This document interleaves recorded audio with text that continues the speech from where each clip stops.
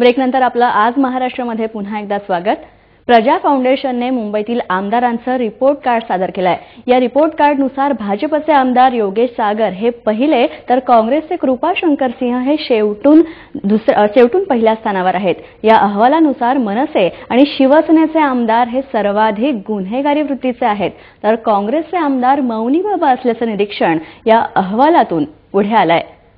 मनसे आणि शिवसेनेच्या जवळपास सर्वच आमदारांविरोधात अनेक एफआयआर दाखल आहेत आणि त्यामुळेच या एफआयआरमुळे खालावलेली मनसे आमदारांची कामगिरी आपल्याला या रिपोर्ट कार्डमध्ये पाहायला मिळते। तर काँग्रेसचे आमदार बलदेव खोसा यांनी विधानसभेत अजून तोंड सुद्धा उघडलेलं नाही असं सांगण्यात येत आहे। तर चंद्रकांत हांडोरे यांनी आतापर्यंत विचारलेला एक प्रश्न तर कृपाशंकर सिंह यांनी आतापर्यंत 2च प्रश्न विचारलेत असं सांगण्यात येत आहे। तर मुंबईतल्या 32 पैकी 26 जणांकडे साधी पदवी देखील नाहीये। बाळा नांदगावकरांनी सर्वाधिक 1292 प्रश्न विचारलेत असं या प्रगती पुस्तकात लिहिलेलं आहे।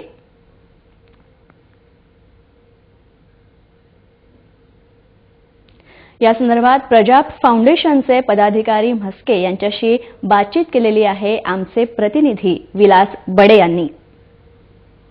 लोकांमधून निवडून गेलेल्या आमदारांच्या कामाचा लेखाजोखा प्रजा फाउंडेशनने मांडलेला आहे।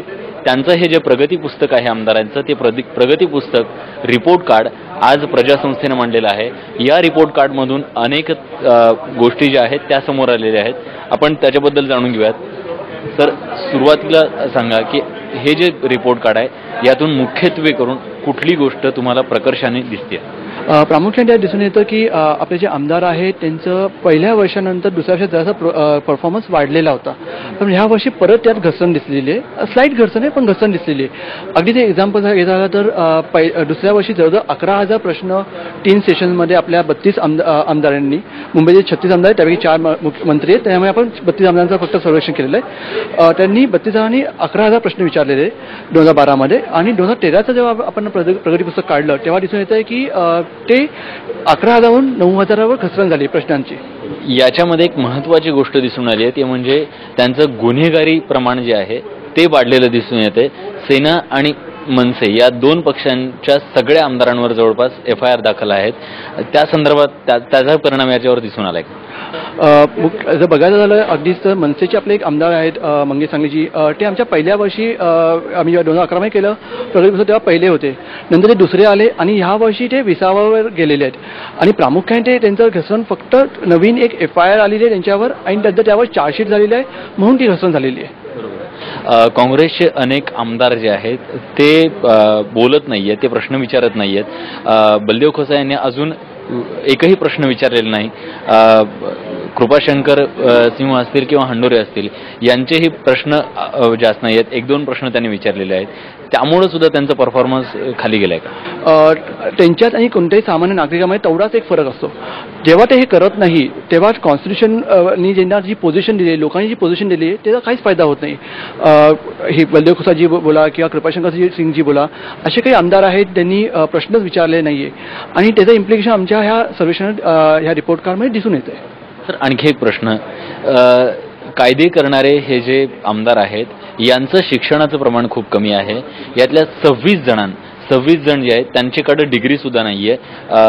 याचा परिणाम कुठेतरी दिसतो? जसं बोलायचं 32 पैकी 26 जणांचं डिग्री पण दिसत नाहीये।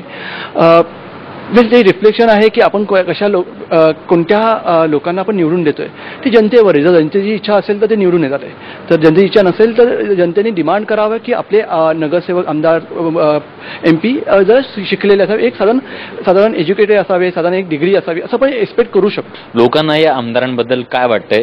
ते त्यांच्या परीक्षेत यशस्वी झालेत, पास झालेत की अजून त्यांना प्रगतीला वाव आहे? त्यामुळे लोकांना साधारण एक उदासीनता दिसून येतेच थोडीशी, कारण त्याच्यात म्हणजे असं इम्प्रूव्हमेंट कुठे दिसली नाही। जेव्हा इम्प्रूव्हमेंट होईल तेव्हाच मी बोले की ते लोकांना तर चांगलं वाटतंय। याचं काही कंपॅरिझन नसल्यामुळे आपण एवढंच बोलू शकतो की त्यात उदासीनता आहे लोकांमध्ये। धन्यवाद सर। आपण बघितलं निवडणुका अवघ्या काही दिवसांवर येऊन ठेपलेल्या आहेत। अशा वेळेस आमदारांचं आलेलं हे रिपोर्ट कार्ड आणि त्यात लोकांना दिसून आलेली उदासीनता यामुळे या सगळ्या आमदारांसाठी एक धोक्याची घंटा आहे असं म्हटलं तर वावगं ठरू नये। व्हिडिओ जर्नलिस्ट अतुल सोबत विलास बडे, जय महाराष्ट्र, मुंबई.